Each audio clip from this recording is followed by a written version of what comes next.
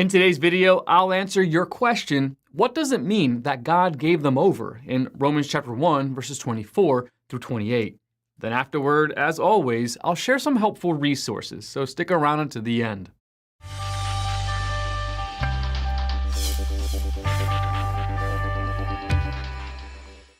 Paul, writing to all in Rome who are loved by God and called to be his holy people, Romans chapter 1, verse 7, says that his purpose is to preach the gospel, for in it the righteousness of God is revealed, a righteousness that is by faith from first to last. Just as it is written, the righteous will live by faith, verse 17.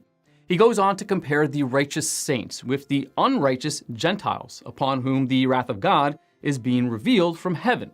He lists the works of the unrighteous who have incurred God's wrath, and then says that God gave them over to three things. First, God gave them over in the lust of their hearts to impurity, so that their bodies would be dishonored among them, verse 24. Second, God gave them over to degrading passions, verse 26.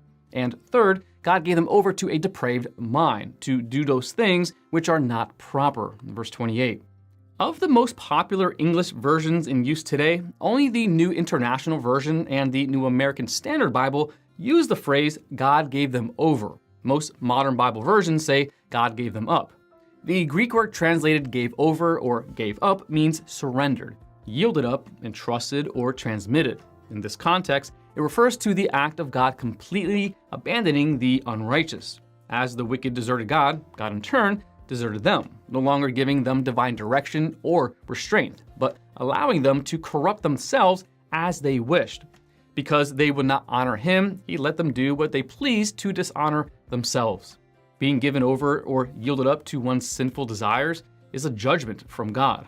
Who was it that God gave over? The ungodly and unrighteous. The wrath of God is being revealed from heaven against all the godlessness and wickedness of people who suppress the truth by their wickedness. Romans chapter 1, verse 18. These are the godless and wicked, those who reject the truths that God makes plain to them about himself. They know God exists, and they are without excuse in their active suppression of the truth. Verse 20. They do not acknowledge or honor God, nor are they grateful to him. Their thinking becomes futile, they cannot reason, and their hearts become dark, lacking the light of God. Verse 21. They claim to be wise, but are actually fools. Verse 22.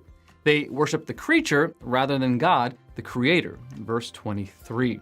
What is it God gave them over to? Paul specifies three things to which God surrendered the wicked. First, to sexual impurity for the degrading of their bodies with one another. Verse 24. Giving their hearts' sinful desires free rein, the wicked degraded themselves in sexual immorality. Second, to shameful lusts. Verse 26. Both men and women abandoned the natural sexual functions and committed homosexual acts. 3, to a depraved mind. Verse 28.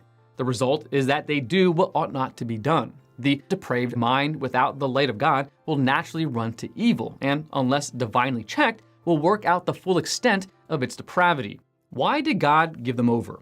God gave them over to these things because of a choice they made to reject the knowledge of God in creation, to refuse to draw obvious conclusions from the evidence all around them of God's existence and attributes, to decline to give God thanks, and to exchange the glory of the immortal God for images made to look like a mortal human being and birds and animals and reptiles. Romans chapter 1, verse 23.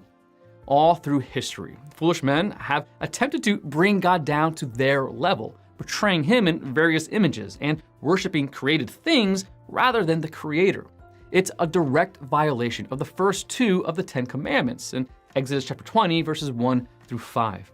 Their minds rejected the proof they had of the divine nature, so as a just punishment, God abandoned them to minds incapable of grasping the truth. Romans chapter 1, verses 19 through 20.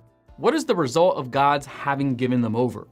They have become filled with every kind of wickedness, evil, greed, and depravity. They are full of envy, murder, strife, deceit, and malice. They are gossips, slanderers, God-haters, insolent, arrogant, and boastful. They invent ways of doing evil. They disobey their parents. They have no understanding, no fidelity, no love, no mercy. Although they know God's righteous decree that those who do such things deserve death, they not only continue to do these very things, but also approve of those who practice them. Romans chapter 1, verses 29 to 32. In the outworking of the depravity of the human heart, the contrast between light and darkness become more apparent. This is the verdict. Light has come into the world, but people loved darkness instead of light because their deeds were evil. John chapter 3, verse 19. As the Gentiles refused to keep God in their knowledge, they committed crimes against reason and against their own welfare, and God gave them over. The sad fact is that sometimes God gives us what we want. God allowed the Israelites who rebelled to reap the natural consequences of their choice. But my people would not listen to me. Israel would not submit to me, so I gave them over to their stubborn hearts to follow their own devices. Psalm chapter 81, verses 11 and 12. In Romans chapter 1, Paul shows how the wicked made a choice to reject God, and that choice set them on a downward spiral of increasing darkness and decreasing hope. As the godless run further and further from God, God intervenes less and less.